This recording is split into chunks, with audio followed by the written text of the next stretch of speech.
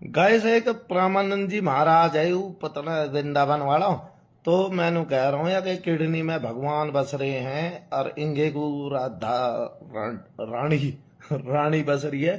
मतलब पूरी पृथ्वी ब्रह्मा विष्णु महेश सारे आई की शरीर में भगवान या ऊपर बुला रहे हैं या जल्दी से भेजो इसको, नीचे मत रोको, एक नाम की प्रार्थना मत करो, ठीक है।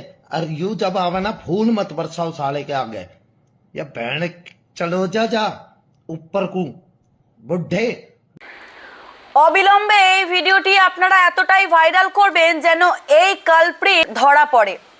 প্রেমানন্দ মহারাজজি সম্পর্কে যে কথাগুলো বা যে সম্বোধনগুলো এই ছেলেটি ব্যবহার করলো, এই সম্বোধনের পরে একে সম্মানের চোখে তো দূরের কথা, একে রাস্তার কুকুরের সঙ্গেও তুলনা করতে অনেক লজ্জা বোধ হচ্ছে। কারণ রাস্তার কুকুরদেরও ন্যূনতম শালীনতা বোধ থাকে। আমাদের পরম শ্রদ্ধেয় পরম পূজ্য প্রেমানন্দ মহারাজজি নিয়ে যে ভাষায় এই ছেলেটি কথা বলল, তারপরে মনে হয়েছে যে এই ছেলেটি না এভাবে স্বাভাবিক অবস্থায় ঘুরে বেড়াতে দেওয়াটা বা এই অপমান চুপচাপ মেনে নেওয়াটা কোনো সনাতনীরই উচিত নয়। এবারে দুটো কথা আমি এই ভিডিওর মাধ্যমে তুলে ধরি। দেখো, প্রেমানন্দ মহারাজজি হচ্ছেন একজন পরম পূজনীয় শ্রদ্ধেয় গুণীজন মানুষ, যার মধ্যে মানুষের থেকে ঈশ্বরের তত্ত্ব বেশি। তার ভিতরে যে সমস্ত অনুভূতি রয়েছে তার সমস্তটাই মানুষের থেকে অধিকতর ঈশ্বরের মতন মনে হয়। তাই তাকে মানুষ কম ঈশ্বর বলে ভাবি আমরা। তো এই মানুষটাকে নিয়েও নোংরা কথা বলছে কিছু মানুষ।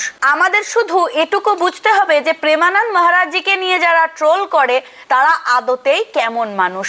তো আমি শুধু একটাই কথা বলতে চাই, আপনারা ভিডিওটিকে এতটাই পরিমাণে শেয়ার করবেন যাতে এই ছেলেটি খুব তাড়াতাড়ি আইনের আওতায় আসে।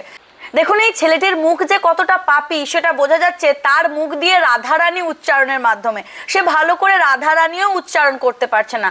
দস্যু রত্নাকর তাকে যখন রাম বলতে বলা হয়েছিল তিনি রাম বলতে সক্ষম ছিলেন না, অর্থাৎ তার জিভ সেভাবে সুগঠিতই ছিল না যে তার মুখ দিয়ে রাম উচ্চারিত হবে। তাই প্রথমে সে মরা দিয়ে শুরু করেছিল, মানে মরা মরা করতে করতে তার রামে এসে ঠ্যাক খেয়েছিল। এই ছেলেটির ক্ষেত্রেও তাই, রাধারানী শব্দটা বা রাধারানী এই নামটা সে সঠিকভাবে উচ্চারণই করতে পারছে না, আর সে এসেছে প্রেমানন্দ মহারাজজিকে নিয়ে বাজে ভাষায় আক্রমণ করতে।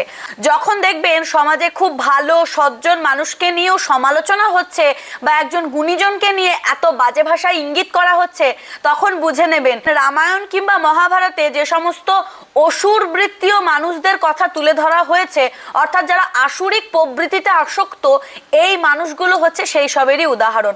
না হলে একজন পরম পূজনীয় একজন পরম শ্রদ্ধেয় মানুষকে কেউ এই ভাষায় আক্রমণ করতে পারে না? মানছি আপনি প্রেমানন্দ